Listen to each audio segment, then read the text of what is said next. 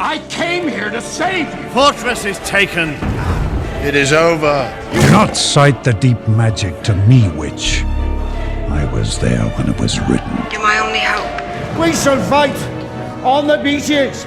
There will be days when we lose faith. We band of brothers. But take heart. Look around you. You're not in this fight alone.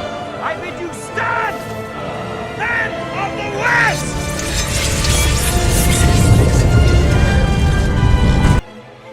Hello, everybody. This is Caleb with KingsAdvisors. And you know what really pisses me off? When celebrities decide that the entire world should act like them. Now, if you didn't already know, we are in the midst of a writer's strike. So productions all over America are on a pause right now, and likely will be for quite a while. Now, this strike is just affecting writers. So if your production is already written, then you don't really have anything to worry about for now. That would be why Jeopardy is still filming, because their writers wrote the questions prior to the strike. So they don't have to worry about stopping and can continue providing America with the joy that is America's favorite game show. That is, unless Wil Wheaton has his way. Now, for those of you unfamiliar with Mr. Wheaton, he played Wesley Crusher on Star Trek: The Next Generation, a rather annoying kid who always seemed to save the day despite his arrogance and inexperience. He also played himself in several episodes of The Big Bang Theory, where he loved to remind everyone just who he was. Now, prior to this event, I didn't really care about Will or what he was doing in Hollywood. I knew he had started writing and was in several writing rooms. But beyond that, and after looking at his IMDb page, I can't really find any credits that I give two shakes about. But Will really cares about this strike and really wants to put it to the studios, so much that he decided to issue a threat to Ken Jennings. That's right, Ken Jennings, who, after Mayim Bialik stepped down from Jeopardy to stand in with the WGA, continued to host Jeopardy. Will posted on Facebook the other day that, quote, "This is a very small town, Ken Jennings, and we will all remember this. Your privilege may protect you right now, but we will never forget."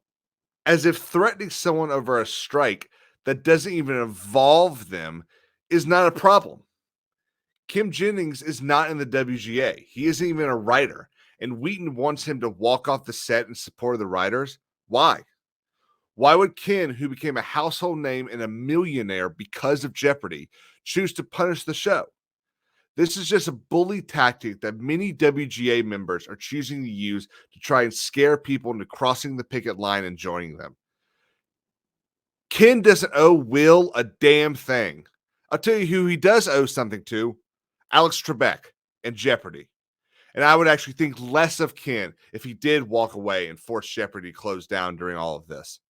After this started becoming a big-ish news story, Will went back and edited part of this. He added a thing to that Facebook post. This is getting more attention than I expected or wanted, and I don't want this to be about me being disappointed by a choice Ken Jennings made.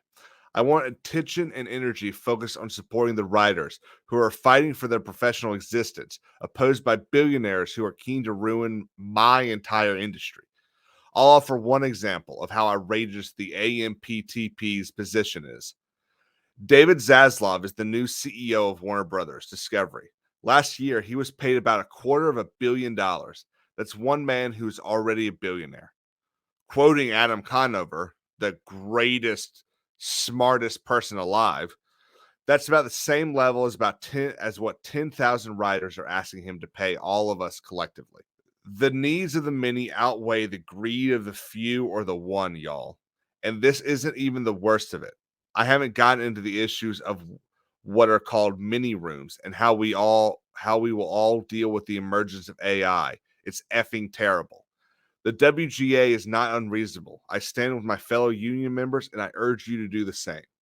Let me tell you about this. First off, he brings up Zaslav's salary, claiming it is $250 million. That's actually wrong.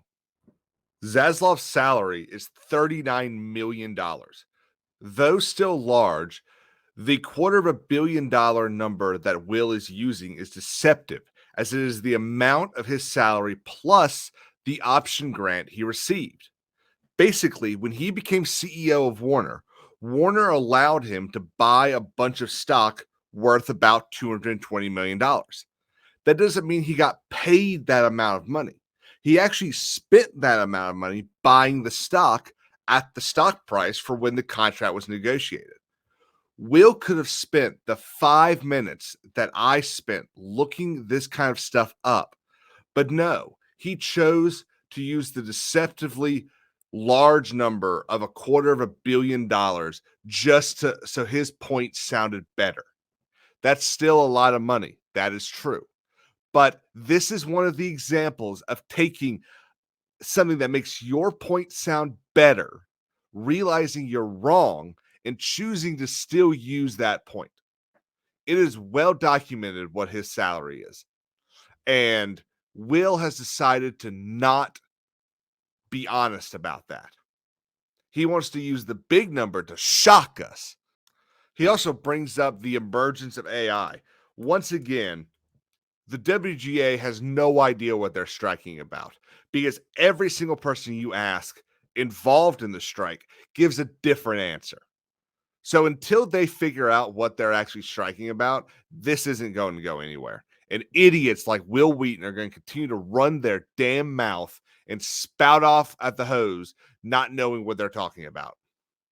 And that, my friends, is what really grinds my gears.